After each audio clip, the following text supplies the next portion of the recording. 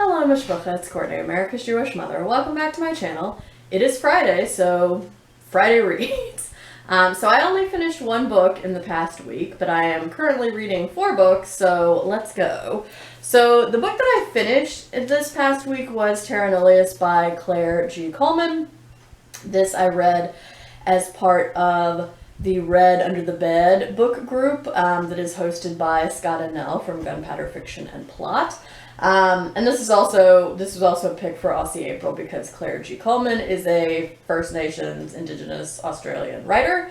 Unfortunately, I did not get on particularly well with this book. I ended up giving it 2.5 stars.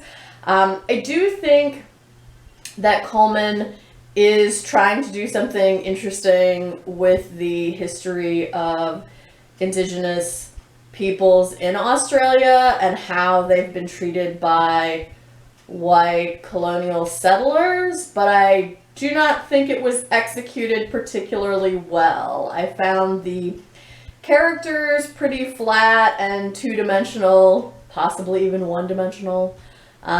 There's really no sort of character growth or development to speak of. Everybody who is good is good, and everybody who's bad is like mustache twirlingly bad.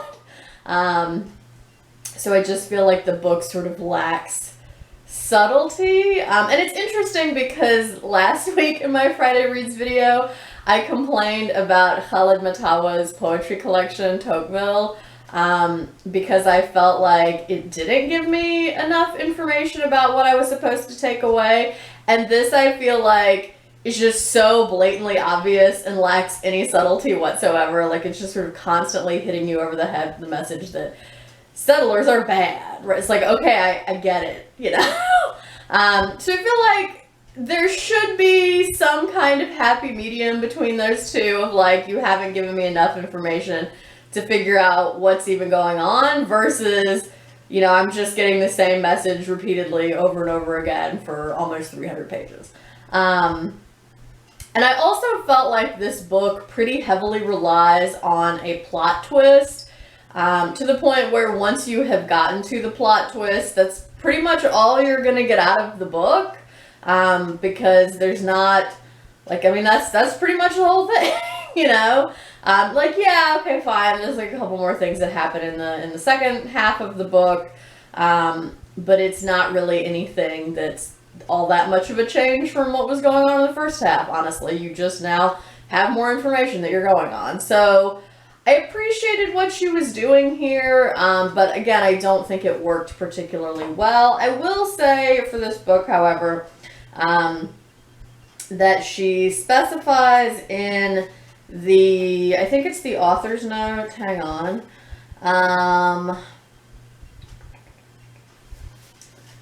she specifies somewhere anyway.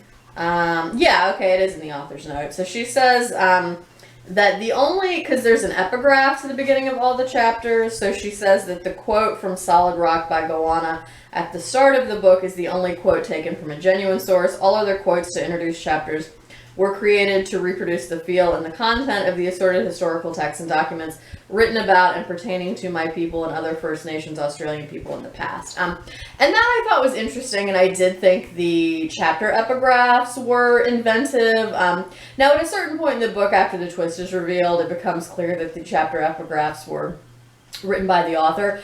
But up to that point, I was like, okay, yeah, maybe that was a real person. I don't know. But yeah, so I did think that was inventive that she wrote all of those herself. So I think, like, I don't know. Like, I'm not sure what kind of reader you would have to be to appreciate this book. Now, I do know that Nell liked it more than I did. So, you know, if you want to hear another take on the book, go watch Gunpowder Fiction and Plot's review of it whenever they get around to talking about that. So, but yeah, it just did not work for me, even though, again, I appreciate what she was trying to do here. So 2.5 stars.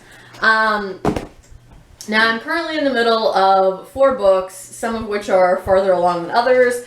I am still doing my buddy read of The White Tiger by Aravind Adiga with Raina of Rainier Books. Now, Raina has finished the book, And he has already sent me his final check-in message. I still have about 50 pages left, so I will try to finish this up probably today or tomorrow, so I can go ahead and listen to his message and do my final check-in with him.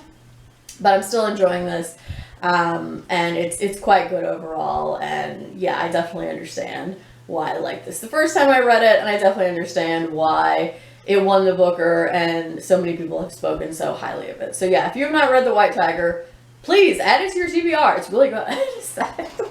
I'm also still buddy reading, or I started a buddy read within the last time that I checked it in my last Ready Reads video. I've started a buddy read of Olga Tokarczuk's Drive Your Plow Over the Bones of the Dead, translated by Antonia Lloyd-Jones, I think. And I'm doing this as a buddy read with Jenny of What's Bookin'. So we are 160-ish pages into this book. So that is over the halfway point.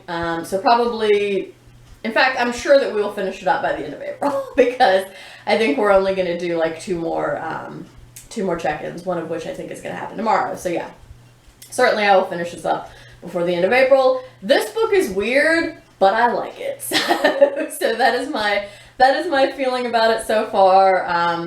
The main character is this very eccentric woman who lives in this remote Polish village named Janina. She's super into astrology, and she clearly likes animals more than she likes people.